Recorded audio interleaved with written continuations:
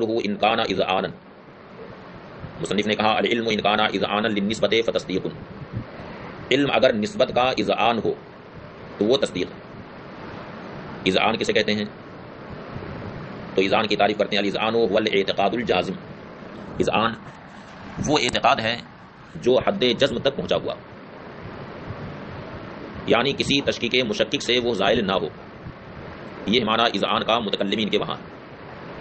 وعند اہل المنطق الاعتقاد مطلقا، جبکہ اہل منطق کے نزدیک اذعان کا معنی ہے مطلق اعتقاد، خواہ وہ اعتقاد جازم ہو یا غیر جازم، مطلق اعتقاد کو اہل منطق اذعان کہتے ہیں۔ تو اہل منطق کے نزدیک اذعان کے معنی میں بہت عموم ہے، لہٰذا عموم کی وجہ سے اس میں ظن بھی شامل ہے، تقلید بھی شامل ہے، جہل مرکب بھی شامل ہے اور یقین بھی شامل ہے۔ وعند اہل المنطق الاعتقاد مطلقا، اور اہل منطق کے نزدیک اذعان مطلق اعتقاد کو کہتے ہیں۔ فیشمل الظن ایضا، تو یہ ظن کو بھی شامل ہے۔ ای العلم ان کان اعتقادا للنسبۃ الخبریہ، یعنی علم اگر نسبت خبریہ کا اعتقاد ہو، کل اذعان بان اللہ واحد، جیسے اس بات کا اذعان کہ اللہ تعالیٰ ایک ہے، وکل اعتقاد بان القرآن لیس بمخلوق، اور جیسے کہ اس بات کا اعتقاد کہ قرآن کریم مخلوق نہیں، فہو تصدیق، تو وہ تصدیق۔ فالتصدیق علی تعریفہ والحکم فقط، تو مصنف کی تعریف کے اعتبار سے تصدیق صرف حکم کو کہتے ہیں۔ وہ مذہب الحکماء، یہ حکماء کا مذہب ہے، اور تصدیق جب صرف حکم کا نام ہے تو حکماء کے نزدیک تصدیق بسیط ہے، البتہ وجود تصدیق کے لیے 3 تصورات کی شرط ہے، تصور محکوم علیہ، تصور محکوم بہ، تصور نسبت حکمیہ۔ یہ تینوں تصورات حکماء کے نزدیک تصدیق کی ماہیت اور حقیقت میں داخل نہیں ہیں، بلکہ اس کے لیے شرطیں ہیں، اور ظاہر سی بات ہے کہ شرط مشروط میں داخل نہیں ہوتی بلکہ مشروط سے خارج ہوتی ہے، اس لیے یہ تصورات ثلاثہ حکماء کے نزدیک تصدیق میں داخل نہیں ہیں بلکہ تصدیق سے خارج ہیں، اس کی شرطیں، لہذا حکماء کے نزدیک تصدیق بسیط۔ فالتصدیق علی تعریفہ والحکم، تو مصنف کی تعریف کے اعتبار سے تصدیق صرف حکم کا نام ہے، وہ مذہب الحکماء، یہی حکماء کا مذہب ہے، فیکون بسیطا، تو تصدیق بسیط ہوگی۔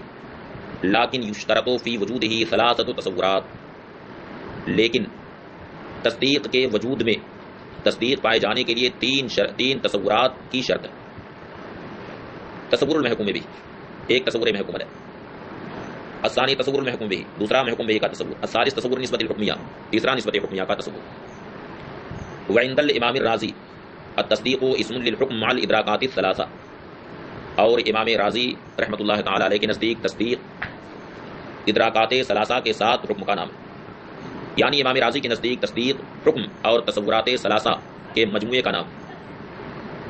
تو امام رازی کے نزدیک یہ سب تصدیق کے اجزاء، یعنی حکم اور حکم کے ساتھ تصورات ثلاثہ، ادراکات ثلاثہ، محکوم علیہ کا ادراک، محکوم بہ کا ادراک، نسبت حکمیہ کا ادراک۔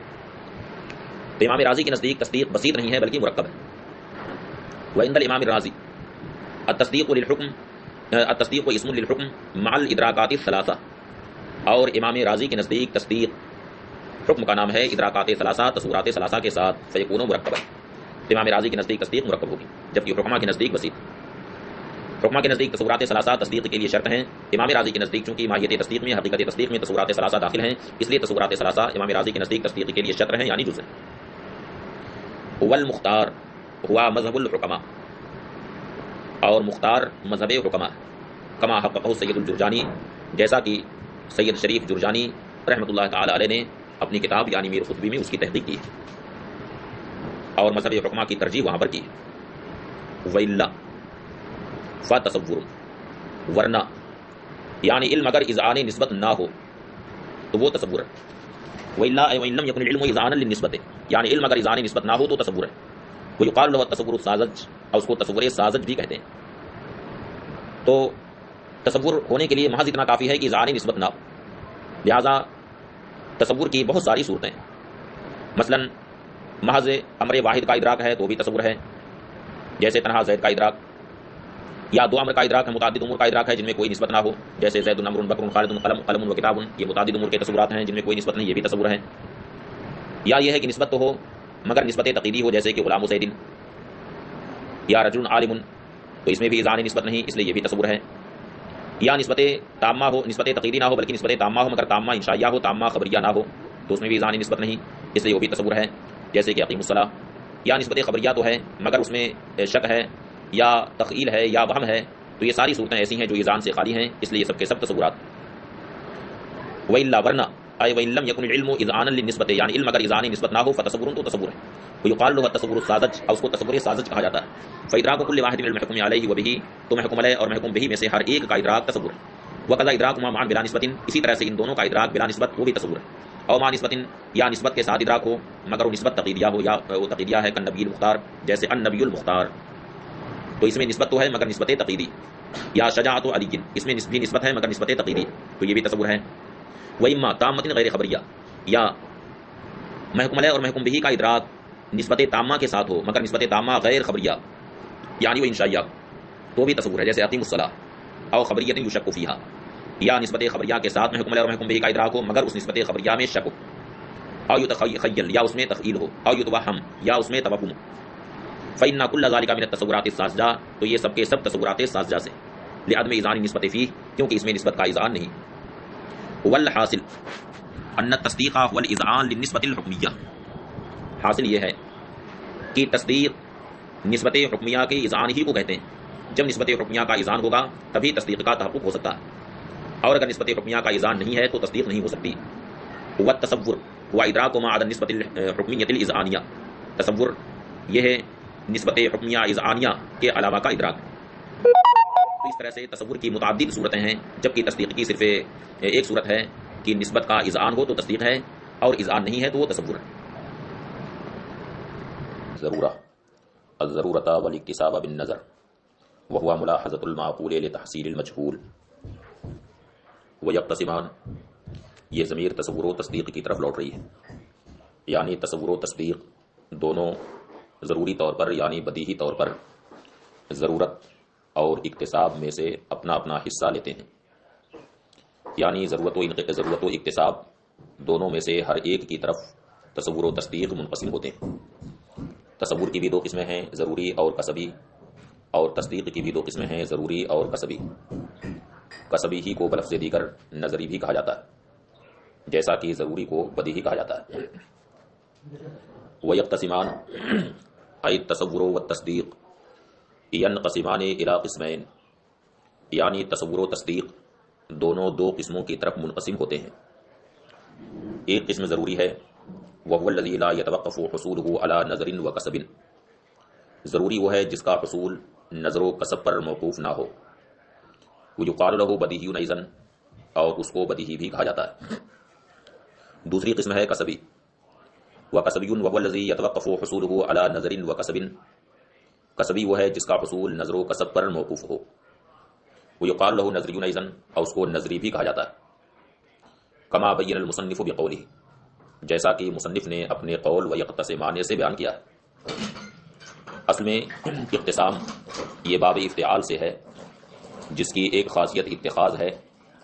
اس کا معنی یہ ہے کہ دونوں یعنی تصور و تصدیق دونوں حصہ لیتے ہیں۔ چنانچہ اقتسام کا معنی ہے اخذ القسم، حصہ لینا، تو تصور بھی دونوں میں سے یعنی ضرورت و اکتساب میں سے حصہ لیتا ہے، اور تصدیق بھی دونوں سے حصہ لیتی ہے۔ اس طرح سے تصور کی بھی دو قسمیں ہوئیں، ضروری اور کسبی، اور تصدیق کی بھی دو قسمیں ہوئیں، ضروری اور کسبی۔ ویقتسمان ای یاخذ التصور والتصدیق قسما من الضرورہ، یعنی تصور و تصدیق یہ دونوں ضرورت سے ایک حصہ لیتے ہیں۔ فیصیران ضروریین، تو اس وقت یہ دونوں ضروری ہو جاتے ہیں، بدیہی ہو جاتے ہیں۔ یعنی تصور جب ضرورت سے حصہ لے تو وہ ضروری ہو جاتا ہے، اور تصدیق جب ضرورت سے حصہ لے تو وہ ضروری ہو جاتی ہے۔ وقسما من الاکتساب، اور اکتساب سے بھی دونوں حصہ لیتے ہیں، اور جب اکتساب سے دونوں حصہ لیں فیصیران کسبیین، تو اس وقت دونوں کسبی ہو جاتے ہیں۔ فانقسام الضرورت والاکتساب المعلوم من هذه العبارہ یستلزم انقسام التصور والتصدیق الیہما، یعنی اس تفصیل سے یہ معلوم ہوا کہ ضرورت میں بھی دونوں کا حصہ ہے، تصور و تصدیق دونوں کا حصہ ہے، اور اکتساب میں بھی دونوں کا حصہ ہے، تصور کا بھی اور تصدیق کا بھی۔ تو گویا ضرورت کا انقسام ہو گیا تصور و تصدیق کی طرف، اور اکتساب کا بھی انقسام ہو گیا تصور و تصدیق کی طرف، جیسا کہ اس عبارت سے یعنی مصنف کی عبارت سے یہ بات معلوم ہو رہی ہے۔ اور جب ضرورت کا انقسام تصور و تصدیق کی طرف ہوا اور اکتساب کا بھی انقسام تصور و تصدیق کی طرف ہوا، تو اب اس سے التزامی طور پر یہ بھی بات سمجھ میں آئی کہ تصور و تصدیق یہ دونوں ان دونوں قسموں کی طرف منقسم ہوتے ہیں، یعنی بعض تصورات ضروری ہیں اور بعض تصورات قصبی ہیں، اسی طرح سے بعض تصدیقات ضروری ہیں اور بعض تصدیقات قصبی۔ فانقسام الضرورت والاکتساب المعلوم من هذه العبارہ، تو ضرورت اور اکتساب کا انقسام جو اس عبارت سے معلوم، یستلزم انقسام التصور والتصدیق الیہما، یہ اس بات کو مستلزم ہے کہ تصور و تصدیق ان دونوں کی طرف منقسم۔ المقصود فی هذا المقام، جو اس مقام میں مقصود ہے۔ ولا یخفی ان الکنایۃ ابلغ واحسن من التصریح، اور یہ بات مخفی نہیں کہ کنایہ تصریح سے ابلغ اور احسن، یعنی مصنف نے صراحتاً یہ نہیں کہا کہ تصور و تصدیق دونوں میں سے ہر ایک کی دو قسمیں ہیں، ضروری اور قصبی، بلکہ اس صریح عبارت کے بجائے مصنف نے یہاں پر کنایہ کا استعمال کیا اور یہ کہا کہ وَيَخْتَصِمَانِ بِالضَّرُورَةِ الضرورت والاکتساب بالنظر، یعنی تصور و تصدیق یہ دونوں ضرورت اور اکتساب سے حصہ لیتے ہیں۔ تو اس انقسام کی طرف مصنف نے کنایتاً یہاں اشارہ کیا ہے کیونکہ کنایہ تصریح سے ابلغ ہوتا ہے۔